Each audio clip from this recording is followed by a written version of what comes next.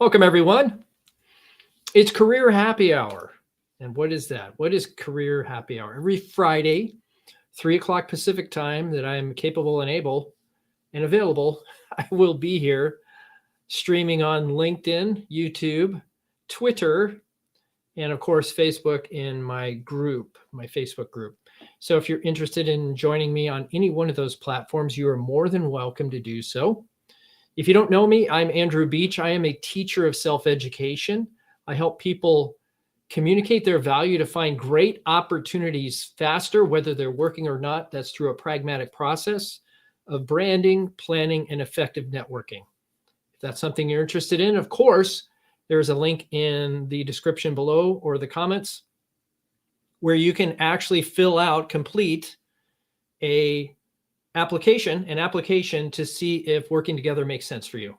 If it does, great. If it doesn't, that's okay. You'll at least have had a complimentary coaching conversation with me. So I encourage you to fill that out. Now, today's stream and every Friday stream are my own views, not any views of the companies I may be affiliated with. So I just like to get that out there up front. What are we doing? Well, we come here every Friday to do a couple things. First, it's an opportunity for us to pause and reflect on the last week. Are we where we should be? Are we where we want to be? Is there things we could have done differently? What do we want to do this next week to actually move our professional lives forward? And that's why we're here, is to answer your questions in that regard, whether it's networking, job search, resume, career mapping, interviewing, anything, really. I'm open to answering any questions that might relate to, I don't know, corporate culture or leadership or those sorts of things, recruitment. Whatever you're interested in talking about, go ahead and put those questions in the chat or the comments if you're watching this on replay. Either way, just fine by me. I will have that chat open and respond as these become available. We're going to continue this week our readings through Dig Your Well Before You're Thirsty by Harvey Mackay. I'm going to switch it up. Sometimes I say Mackey, sometimes I say Mackay. And hopefully I'll be right 50% of the time. That said, the topic of today's stream is top 10 ways to stay in touch. And that's a continuation on this book that I mentioned, Dig Your Well Before You're Thirsty. We're just about done with this thing. In fact, I need to get a little sip of water here. Excuse me for a moment.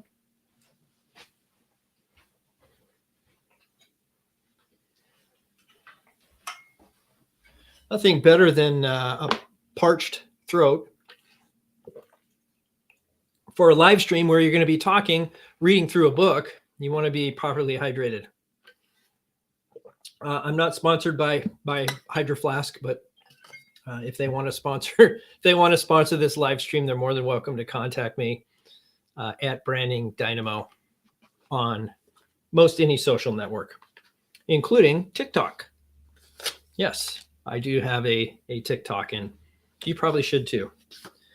Okay, so we're on step 8. Gosh, we're 223 pages into this thing. This is awesome. Step 8, minding the well. So if you're just joining us, we're reading through this book, Dig Your Well Before You're Thirsty. And really, this is a metaphor, I guess, I think it's called a metaphor for building relationships. And the idea is you dig the well before you're thirsty. And now we're talking about, once you've dug this well, how do you mind the well? And that's step 8 in the book, chapter 59. It's got a lot of chapters. So you feel real good reading through it, because some of these chapters are like half a page or a couple pages, but these top 10 lists that he has are 4, 5, 6 pages long. So we'll just jump right into chapter 59. Harvey's top 10 list of the best ways to stay in touch with your network. Number 1, use the calendar creatively. I find this works really well on electronic methods too. So the calendar is everything you can do. You can calendarize, if you want to call it that. You can set up recurring events. I think it's wonderful. Sure, send birthday and anniversary cards, although in this context, we probably do that on social media. Either way, it's just fine. But recognize your network's other special days. If you have an Irish client, Call to drop a card or take him or her to lunch on St. Patrick's Day. If you have someone in the Far East in your network, call before the Chinese New Year. Then there are the Jewish holidays like Hanukkah and the Jewish New Year. You don't have to be Jewish to send a card, and believe me, it will help you stand out from the pack. There's also Kwanzaa, which is becoming increasingly popular among African Americans as an addition to Christmas. I'll know some of this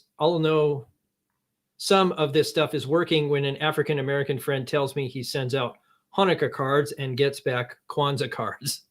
As always, though, be creative. No one who received a Christmas card from the comedian Red Buttons ever forgot it. Buttons' personal notes were uncannily on point, precise references to his most recent contact with the recipient. The note would read something like, quote, "I'll never forget meeting you on April 15, or whenever it was, and getting the dish on this year's Yankees pitching staff," or whatever it was.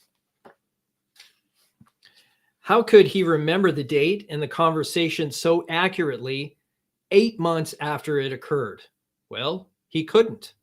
As soon as he met someone, no matter when it was, he made out their card, included his personal note, and stashed it away until the holidays. To the best of my knowledge, he used the same system for years, and no one ever caught on. Never underestimate the power of a simple thank you note, remembering a date or a place that's important to a member of your network, or a note of congratulations. Yes, Mom was right. Little things mean everything. You know, it's so true. I've actually been in a situation where when I was in sales, I sent somebody a thank you note or a birthday card or a Christmas card or something like that. And when I went to visit them the next time to call on them, I noticed that the card that I sent them 2 or 3 or 4 months earlier was still sitting on their desk. That told me something very important, that sometimes people appreciate it, sometimes they don't. In that case, they just throw away your card. That's fine. But there are people who appreciate it, and we write it for those people. And, you know, you don't know who those people are. So we write for everybody, hoping that one of those people will have an impact. Number 2, watch for important community events. Here's another place where you can use your awareness of your network's group affiliations to connect. Let's say your network includes this year's chair of the local Red Cross drive. Attend the annual meeting or send your donation without being asked in his or her name. By the way, whenever you donate to an organization or a political campaign, there's an old bit of street wisdom that goes, the more hands it passes through, the more people will know about it. That's a good point. Number 3, observe organizational, personal, company changes. Local papers and magazines all have business columns that feature significant new hires and promotions. When one of your network members lands on the list, you can be sure every stockbroker in town will send a card. So handwrite yours or make a phone call. Or you might try something a little more creative, like a personalized pocket pad with this person's name and new title on it. I wouldn't send an office plaque unless you're sure it conforms to corporate culture. They're very visible and maybe too showy. I've got a little edge here because I'm in the envelope business. I send some attractive, personal, not business, stationery. It shows I care and it shows my product. Good point. Just those little, you know, I like to call them, I don't like to call them merchandise, but it's creating something merchandise wise for that person. Maybe it's writing them a recommendation on LinkedIn or sending them some kind of a letter of recommendation in the mail or by email, whatever works for you. Number 4, get wired. Email and internet addresses are becoming as much a part of doing business as telephones. Oh, excuse me. When a network member creates an electronic address, send an email to establish that you're part of each other's electronic network. By the way, be sure to put your internet address on your business cards. It's so funny. It just reveals how, how dated or perhaps antiquated this particular book might be. It needs to maybe there's a revision in the works. I don't know. 5, clip and ship. You can stay in touch with your network just by reading the paper. All you have to do is be sufficiently aware of your members' interests occasionally to clip an article or a quote that might interest them. I've been a runner for 30 years, and the running network is one of those self-absorbed little subcultures in which people are constantly passing on tips to each other that can help them become better runners, or at least improve their tolerance for the physical and mental stress of running. I do a national weekly newspaper column, so when I wrote the following, I clipped it out and sent it out to my running buddies. Here's what it said. There are only 2 times in your life when you want to get older. When you're 15 and the minimum age for a driver's license is 16. And when you're 59 and a competitive runner, and the next year you ranked against 60 to 64-year-olds instead of 55 to 59-year-olds. Number 6, use your pit stops constructively. There are active members of your network who you won't see from one year to the next. Never neglect them when you're in their area, even if it's just a layover at the airport and you can't visit them personally or take them to dinner. Be considerate. Call. Next time you go out of town and you've checked with your network to find out what's a good place to eat, bring back menus and send them to the people you asked. I always include a note. Great suggestion. The food was terrific. And when I can get away with it, and the bartender says he remembers you well. Remember to bring back copies of the local paper to the members of your network with connections to the town that you're visiting. Once I got a note back a couple of weeks later. Dear Harvey, thanks for mailing me a copy of the Winston-Salem Journal. You've had no way of knowing this, but there was an obituary in it that really floored me. My best buddy in high school passed away. I hadn't seen him for years, and it might have been more years before I found out about it. At least I was able to send Gwen, his wife, a note. I don't have the foggiest recollection of ever having told you that was where I was from, and I'm sure glad you remembered. Wow, that's powerful. And that's maybe one person out of 100 or something like that. 7, when your network is filled with static, you can help clear the air. Is one member of your network at odds with another? You can be an honest broker and help them resolve their dispute. I won't kid you, this is a high-risk proposition. It's quite possible that one or both of them will wind up blaming you. Every family has members, even entire branches, who aren't speaking to each other. Whoever named the TV show Family Feud didn't have to explain the title. Fortunately, most families also have a go-between who manages to handle the necessary communication between the warring factions. If you've got the personality to do it, go for it. A network should not be viewed just as a tool for your own personal benefit. Used properly, it can work for the benefit of the others, and that applies here. Just remember, everyone loves to boo the umpire. That's awesome. Number 8. Anyone can call them when they're up. Remember to call them when they're down. One of your network members has lost their job. Now is the time to offer her any help that you can in making a new connection. Sending flowers to someone in the hospital is appropriate. Sending a hot meal to a coworker or an employee who has just had a family member come home from the hospital is an especially thoughtful and an especially rare show of consideration. 2 minutes a day reading the obits will tell you more of what you need to know than a lifetime poring over the box scores. My mother died in 1955 when I was 22. After the service, sitting in the car reserved for the family, I watched the people walking down the steps as they left the synagogue. It was a big funeral. There were a lot of people. At that moment, with my mind's eye, I took a group photo. To this day, every person, every face is firmly fixed in my memory. When you need help, it surely lightens the burden to know you have a network of people that you have helped. Once you get into the habit of helping others, it's satisfying in itself without regard to any possible reward. Awesome. That's the best one right there. Number 8. Anyone can call them when they're up. Remember to call them when they're down. Number 9. Report any major changes in your situation. You've been promoted. You've changed companies. You've just joined the Little League or the Junior League or the American League. Tell your old network Tell your old network about your new network. It gives you an opportunity to stay in touch. It gives them an opportunity to expand their networks. 10, be there. Sure, you can skip the wedding and send a spoon, but don't. Weddings, confirmations, graduations, school plays, bar mitzvahs, recitals, and the big award, people always remember who was there and who was not. At our shop, we make a big deal out of birthdays. We even close the switchboard for 5 to 10 minutes or so and catch the calls on an answering service so that no one is disturbed when we present the honoree with a cake and recognize the special day.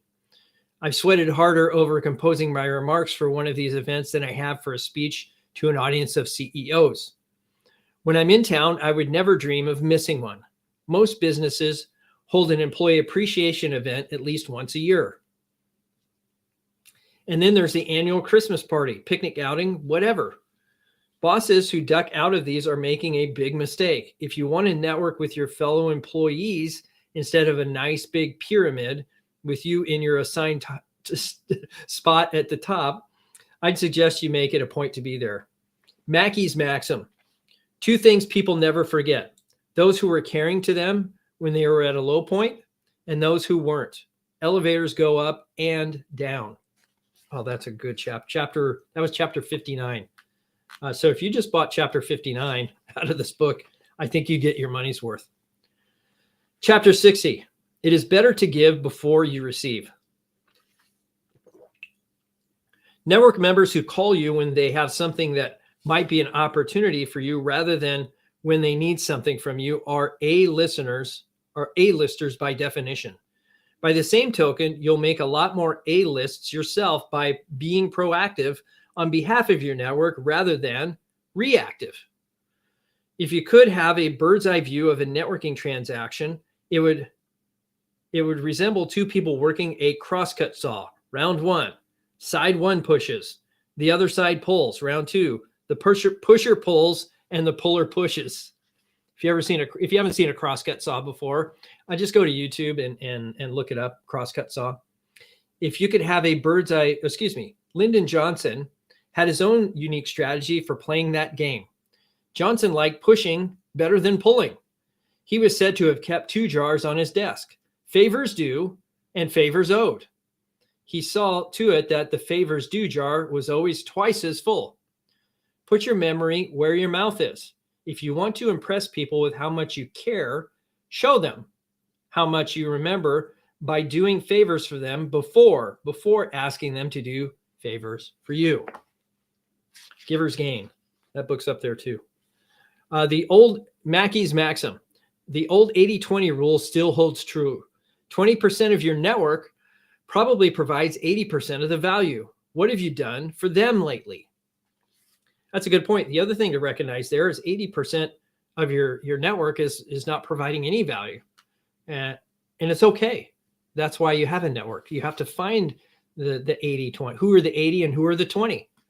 And you invest more time, energy, and effort with the 20 than you do the 80. That's just the way it works. The numbers don't lie. Chapter 61, The Ever-Blooming Garden. Woody Allen said that 80% of his life is just showing up. Don't neglect the other 20%. That's when you want the other folks to show up. Every understudy and second string quarterback knows he may be only a sprained ankle away from stardom. You can and should plan ways to recognize the value of your network. Here's how. Number 1, events. I've always been partial to events that bring your network to your own doorstep in a social setting. The Billy Graham Evangelistic Association has an annual luncheon for its suppliers. It's a warm, informal affair, and there is always a top drawer speaker with an inspirational message. In the crowd at every table are the vendors who share a common thread with Billy Graham. They've all been selling their products and services to his association. They've all commonly dealt with his purchasing managers and been through the grinder of competitive bidding. And now they're being told, thank you, as their customer buys them lunch. Needless to say, there are warm fuzzies in the room and the opportunity for outreach gets fulfilled. Your annual luncheon or dinner could be celebrating the anniversary of the business or the 52nd anniversary of the St. Louis Browns winning the American League pennant, or whatever moves you. The important thing is that you have a group of people you want to stay in contact with, reward, recognize, or simply enjoy. Frank owns a plating business in a large East Coast city. There are at least 12 other platers in the business area. Business was a real struggle until about 10 years ago when he expanded and modernized. Now he's operating close to capacity. His customers are mostly metal stamping places, and they come and go. Sometimes there are quality control problems. Sometimes the customer loses his own customer for that part that Frank plates. Sometimes it's price, particularly when a new outfit rolls in and tries to buy market share by deep discounting. One of Frank's traditions is an outdoor picnic that he's thrown for his customers and their families ever since he upgraded the business. It has always been the high point of the social season in the plating game. Frank watches a buck pretty closely when he's at the plant, but when it comes to his annual due, he does not skimp. He puts up tents, lays out fancy spread, and after everyone is fully plated, the buses come and they all go to the ball game. The customer list includes everyone, past and present, he's ever nickel plated for even a nickel. Many who haven't done business with him for years are amazed he still invites them. But when they get there, Frank greets them as if they just placed the order of a lifetime. Quote, "I appreciated your doing business with me in the past, and this is just a thank you," he tells them, no matter how well or badly the relationship may have ended. Frank has a rule that nobody ever talks business at these affairs, but he always makes sure he visits with each person who attends. He's told me story after story of how many former customers came back years after they left, old scores forgotten. Frank has been around long enough to know there's always another day, another job, and, if he stays in touch, another network of former customers. Golf outings are among the most popular events. The thing to remember is that your network is made up of three kinds of golfers. A, good golfers. B, bad golfers. C, non-golfers. It's easy to have a format that satisfies A. However, B and C are members of your network too. I have attended many a golf event that was a blast for the good golfer, but a real drag for the others. Plan the event so there's something for everyone to do. Golf, tennis, swimming, poker, bridge, even just lounging in the bar. Though you better make sure the bartenders are on a strict orders to cut off anyone who appears to be getting fried. These events are about an afternoon of fun, not a lifetime of litigation. Pay attention to details.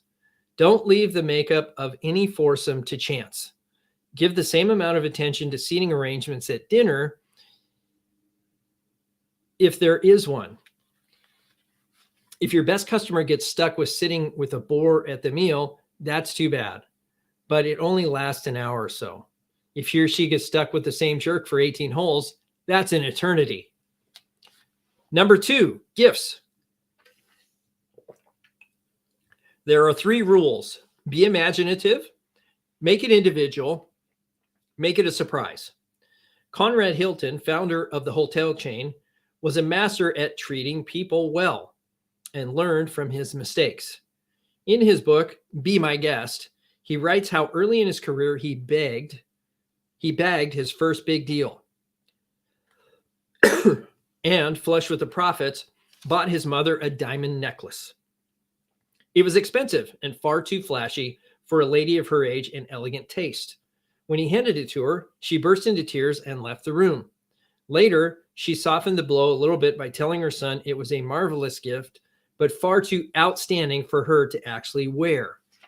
Hilton writes, quote, From that time on, I began collecting and storing away little preferences that would make me a better gift giver, both personally and professionally.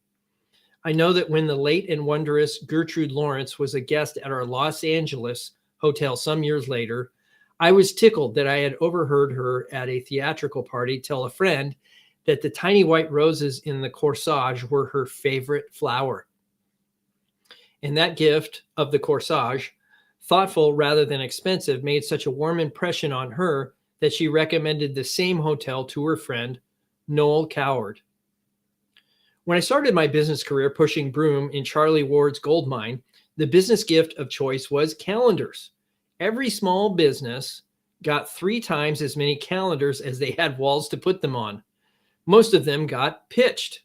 The survivors seemed to be of the naked lady variety, but you only saw those hanging next to the grease pits in the back of the repair shops.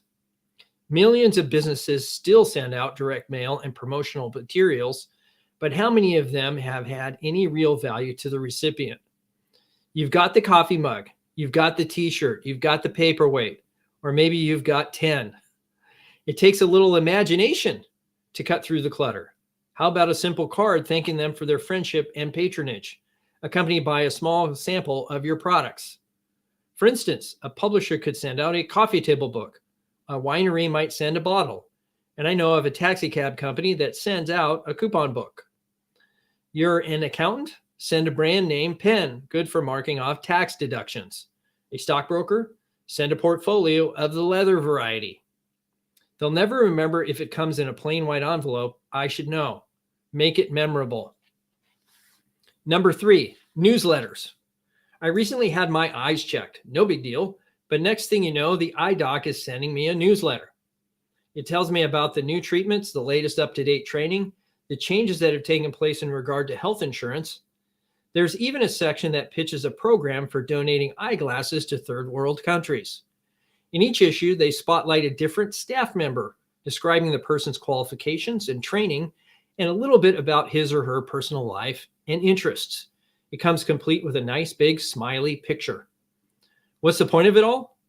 Unless I start seeing spots, I'm not going to get my eyes checked any more often. I'll be happy to drop off my old reading glasses, but I've been doing that for years. Then I realized, Harvey, this isn't just for you, it's for the employees too. He's networking them and you.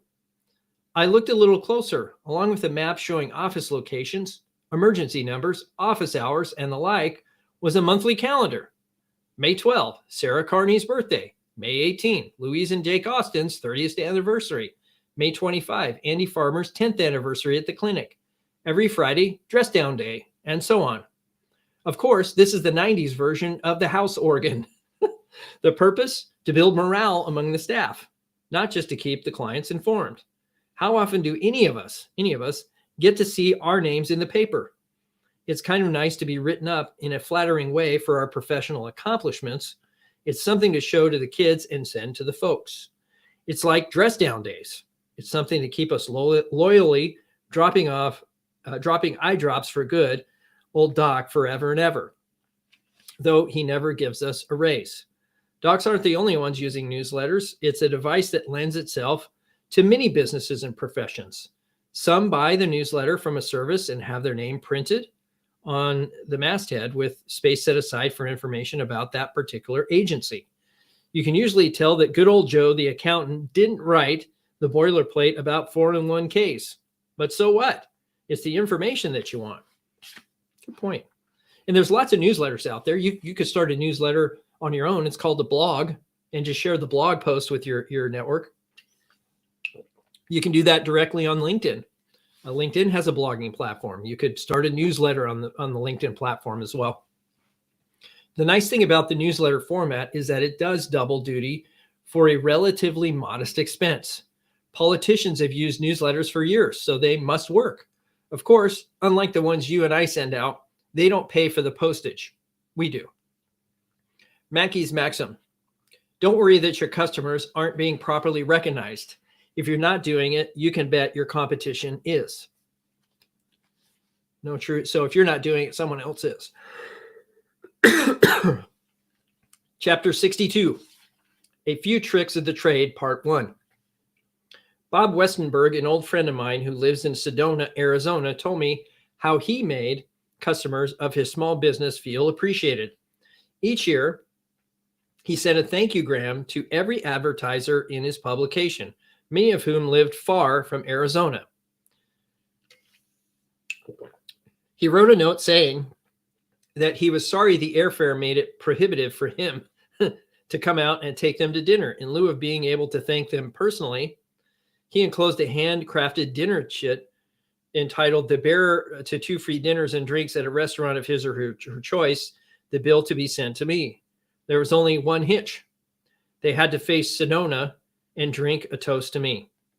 Eventually, Bob sold his company to a New York outfit and stayed on for a while to brief the new people who would be running it. When he described his homespun techniques, I was interrupted by a smirky little yuppie who informed me, "We don't do those things, nor do we have to." Sure enough, 3.5 years later, they didn't have to because the business folded. They didn't even sell it, just folded it. There was a happy ending for Bob anyway. He had gotten his price and then some when he sold it. I recently read about a local businessman, Mark Wavinak, who opened up a Scoops Ice Cream and More. Like Bob Westenberg, he didn't have a $1 zillion public relations budget, but he did have a little imagination.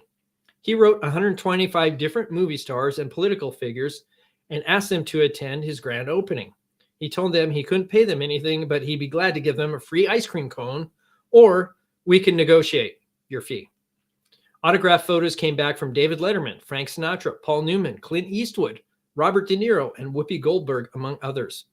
Bill Clinton, who has been known to down a double dip or two, sent a letter with regrets that he couldn't make opening night, but wanted to be kept informed of any future events regarding Scoops.